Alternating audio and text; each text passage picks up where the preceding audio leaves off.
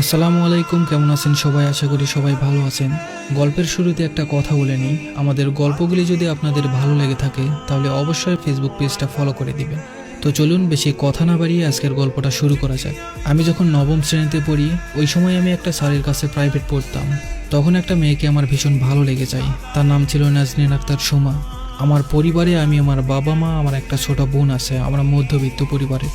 তো কিছুদিন দেখতে দেখতে আমি আমার একটা বন্ধুকে দিয়ে তাকে প্রপোজাল পাঠাই, যার সাথে সুমার ভালো বন্ধুত্ব ছিল। মেয়েটা আমার প্রপোজালটা সাথে সাথেই রিজেক্ট করেছিল। তারপর একদিন দুই দিন করে পুরো এসএসসি লাইফটা পার করলাম। আমাদের স্কুল থেকে বিদায় দিয়ে দিল। তার কিছুদিন পর অচেনা একটা নাম্বার থেকে আমার ফোনে মেসেজ আসলো। আমি চিনতে পারছিলাম না। তখন সে আমায় পরিচয় দেয় যে তার নাম সুমা। তারপর আমরা একটু একটু করে প্রতিদিন কথা বলতাম।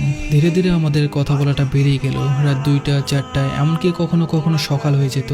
আমাদের একদিন দেখা হয়, অনেক কথা হয়, আড্ডা দেওয়া হয়। ধীরে ধীরে ভালো লাগা থেকে ভালোবাসা পরিণত হয়। আমাদের সম্পর্ক ক্রমশই গভীর থেকে গভীরতর হতে থাকলো। আমরা মাঝে মাঝেই দেখা করতাম। সে আমার হাতে হাত রেখে কথা দিয়েছিল আমায় কখনো ছেড়ে যাবে না। তারপর আমাদের কলেজ জীবন শুরু হয়। দুজনের পথ হয়ে গেল আলাদা। সে রংপুর পলিটেকনিকে ভর্তি হলো, আর আমি ভর্তি হলাম জেনারেলে RDA কলেজে। আমি থাকলাম বগুড়াতে, আর সে থাকলো রংপুরে। আমাদের দূরত্বটা বেড়ে গেল, তবে সেই দূরত্বটা ছিল কেবলমাত্র পথের। আমাদের মনের মিল সবসময় ছিল। সে যখন প্রথম রংপুরে যায় তার বড় ভাইয়ের সাথে, আমি তখন তাকে দেখার জন্য বাস স্টপ পর্যন্ত যাই। নিজের প্রিয় মানুষকে নিজের চোখের সামনে যেতে দেখে সেদিন আমি আমার কান্না ধরে রাখতে পারছিলাম না। তারপরেও আমাদের সম্পর্কটা সব ঠিকঠাক ছিল। কিছুদিন যাওয়ার পর সে হঠাৎ করেই বলে ফেললো সে আর এই সম্পর্ক রাখতে চায় না। আমি অনেক বুঝালাম তাকে যে তুমি আমায় কথা দিয়েছিলে যে কখনো ছেড়ে যাবে না, তাহলে আজ কেন এমন করছো? সে আমায় বলল, পারলে আমায় ক্ষমা করে দিও, আমি এই সম্পর্ক রাখতে পারবো না। আমি আমার মাকে দিয়েও কথা বলিয়েছি, তবে তার কথা একটাই ছিল, সে সম্পর্ক রাখবে না। আসলে দূরত্ব বেড়ে গেলে যে ভালোবাসাও কমে যায়, এটা আজ বুঝতে পারলাম। আমি এসব শুনে অনেক কান্না করেছিলাম, ভেঙে পড়েছিলাম। নিজেকে সামলাতে না পেরে সুইসাইড করার চিন্তা করলাম। আমি আর এই পৃথিবীতে থাকতে চাই না, তাই বিষ পান করলাম। আমার শরীরে যখন বিষটা প্রবেশ করলো, আমি 2 মিনিটের মধ্যে শরীরের সমস্ত শক্তি হারিয়ে ফেললাম। বুকের ভেতরটা আগুনের মতো দাউ দাউ করছিল। কষ্টে বুকটা ফেটে যাচ্ছিল, তবুও বারবার করে তার কথা মনে পড়ছিল। তার সাথে কথা বলার অনেক চেষ্টা করছিলাম, কিন্তু ওই সময়টা একটুও কথা বলতে পারছিলাম না। তখন আমার মা আমাকে দেখে ফেলে এবং আমার পাশে আসে। কি করবে ভেবে পাচ্ছিল না, খুব কান্না করছিল আর বলছিল, বাবা তুমি এমন কাজ কেমনে করতে পারলে? আমাদের কথা একটুও ভাবলে না? তুমি না থাকলে আমাদের কি হবে? কি নিয়ে বাঁচবো আমরা, বলো? আমি তখন মাকে একটু একটু করে বলতে চাইছিলাম যে মা, আমায় তুমি ক্ষমা করে দিও। আব্বু যখন আমার সুইসাইড করার কথাটা শুনলো, শোনা মাত্রই বলে উঠলো আমার ছেলের কি হয়েছে। এটা বলেই আব্বু অজ্ঞান হয়ে গেল। আমায় হসপিটালে নিয়ে গেল। ফ্লোরে আমাকে শুয়ে রেখে 2 হাত 2 পা দড়ি দিয়ে বাঁধা হলো। বুকের উপর একজন আর হাত পা 4জন চেপে ধরলো আমার। পেট ওয়াশ করে পরিষ্কার করার জন্য।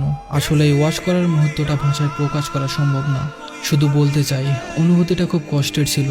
তারপর আমায় গোসল করিয়ে বেডে শুইয়ে দেওয়া হয়। ওই সময়টা আমার মনে হচ্ছিল আমি কেন বেঁচে গেলাম, নতুন করে কেন আরো কষ্ট সহ্য করতে হচ্ছে। আসলে ওই সময়টাই আমার বুক থেকে মাথা অবধি এত পরিমাণে জ্বালাপোড়া করছিল যা বলে বোঝাতে পারবো না।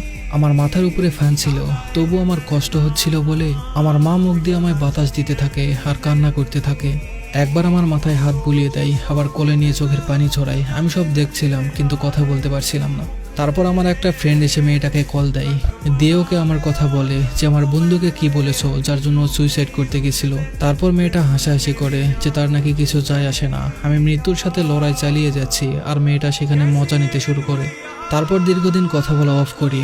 এত কিছু হওয়ার পরেও আমি তার জন্মদিনে উইশ করি। তারপর থেকে আবারও একটু একটু কথা বলে সব ঠিক করে নিই। সে আমাকে বলতো তার এসব করা মোটেও ঠিক হয়নি। আমার পরিবারেও তাকে মেনে নিয়েছিল, এত কিছুর পরেও তাকে মেনে নিয়েছিল, কারণ বাবা মা কখনোই চায় না তাদের সন্তান কষ্ট পাক।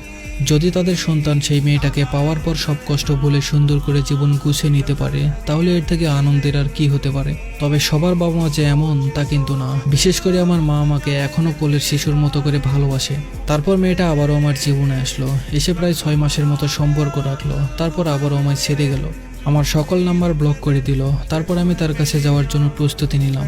বাসায় মিথ্যা বলে রংপুরের উদ্দেশ্যে রওনা দিলাম। গিয়ে অনেক চেষ্টা করলাম তার সাথে যোগাযোগ করার, কিন্তু কিছুতেই পারছিলাম না। তার তখন স্মার্টফোন ছিল না, তাই আমি ফোনে কথা বলার জন্য 3টা সিম নিয়ে যাই। আমি যে নাম্বার থেকে তাকে কল করতাম সে সেই নাম্বারটা ব্লক করে দিত। আমি তার জন্য ছোট্ট একটা গিফট নিয়ে গেছিলাম।